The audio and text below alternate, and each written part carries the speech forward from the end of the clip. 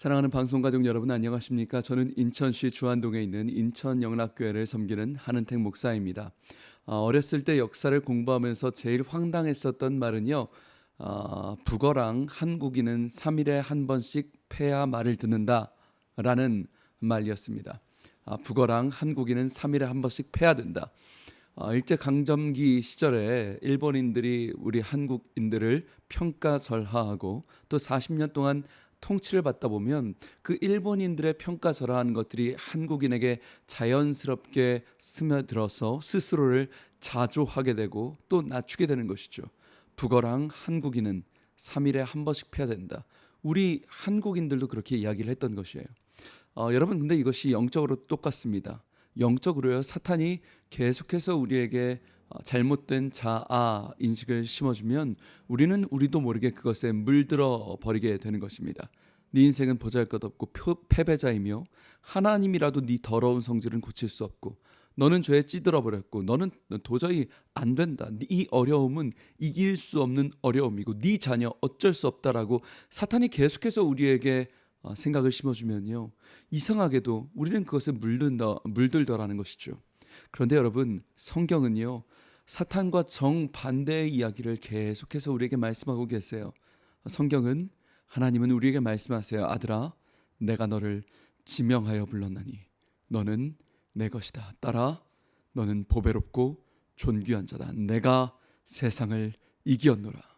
여러분 하나님의 정의와 사탄의 정의는 완전히 반대되는 것이죠. 근데 문제는 우리가 계속해서 하나님의 정의에 물들지 않고 사탄의 정의를 따라다니는 것입니다. 맞아 내 인생은 보잘것없어. 나는 패배자야. 아직까지 취업도 못했어. 경제도 가정도 이런 상황에서 나는 보잘것없어라고 사탄의 정의에 끌려다니는 것. 여러분 바울 사도에 대해서도 사탄이 동일한 공격을 했다라는 것입니다.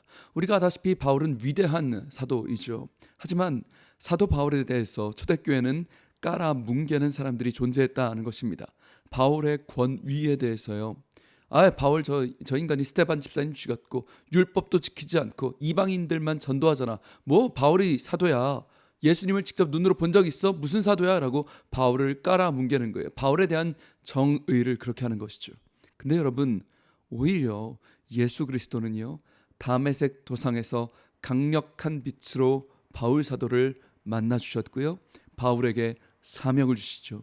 이방인을 위한 사도라고 정의하십니다. 성경은 분명히 말씀하십니다. 하나님은 말씀하세요. 바울은 하나님의 사람이었다는 것이죠. 세상의 평가에 물들지 말라. 바울 너는 나의 것이다 라는 것입니다. 여러분 그렇기 때문에 바울은 스스로를 이렇게 정의합니다. 고린도후서 6장 9절 말씀. 우리가 무명한 자 같으나 유명한 자요 죽은 자 같으나 살아있고 징계를 받는 자 같으나 죽임을 당하지 않는다 말하고 있죠. 여러분 세상은 우리에게 무명하다고 너는 죽은 자라고 너는 징계를 받았고 너는 근심하고 가난하고 아무것도 없으며 너는 형편없다고 이야기한답니다. 그런데 바울은 또 하나님은 분명히 말씀하세요. 우리가 무명한 자 같으나 하나님은 우리가 유명하다 말씀하시고 이사야서 49장 16절 말씀하세요. 아들아 내가 너의 이름을 나의 손바닥에 새겼다 말씀하십니다. 세상 사람들은 우리의 존재를 보잘것없다고 무슨 예수 믿어도 아무 이름도 없다고 조롱할지 모릅니다. 그러나 오늘 주님은 말씀하세요. 아들아 너는 내 것이다. 내가 너를 보배롭고 존귀하게 여겼고 너의 이름을 나의 손바닥에 새겼노라 말씀하시는 것이죠. 여러분 하나님의 정의에 귀 기울이시길 바랍니다. 제가 첫 번째로 어른 설교를 했던 날이 새벽 설교였습니다. 전도사 사역을 할 때요. 너무너무 긴장이 됐습니다. 추운 날이었고요. 정말 발발발 떨었습니다. 그리고 그 정말 열심히 준비하고 떨면서 했던 그 첫 번째 설교를요. 시원하게 말아먹었습니다. 뒤에 동료 부목사님들이 앉아 계신데 막 뭔가 모르게 되게 뻘쭘하고 저를 노려보는 것 같고 전도사니까요. 첫 번째 설교니까요. 너무너무 부끄러웠고요. 객관적으로 너무 못했습니다. 그리고 그 추운 날 그 새벽에 은혜 사모하러 오신 우리 성도님들께 참 죄송하다는 마음도 들었어요. 망했으니까요. 정말 은혜를 사모하는 그 마음에 은혜를 못 끼친 것 같아서 너무 속상했습니다. 그런데 그때 제가 새벽 예배 설교가 끝나고 바닥에 엎드려 엉엉 울었습니다. 하나님 망했어요, 망했어요 기도할 때 하나님께서 저에게 그런 마음을 주시는 것 같았어요. 은퇴가 아들아, 누가 감히 내가 영광 받은 예배를 망했다 평가하느냐? 누가 감히 내가 통로로 사용한 설교를 망했다 평가할 수 있느냐? 내가 영광 받았으며 부족한 너의 설교를 통하여 내가 은혜를 내렸으며 부족한 너의 원고를 통하여 내가 역사하였다. 누가 감히 내가 영광 받은 예배를 망했다 하느냐? 정신이 번쩍 들었습니다. 여러분, 사탄은 계속 우리에게 너의 예배는 망했답니다. 너의 인생은, 너의 가정은 망했답니다. 너의 자녀는 망했답니다. 거짓으로 정죄합니다.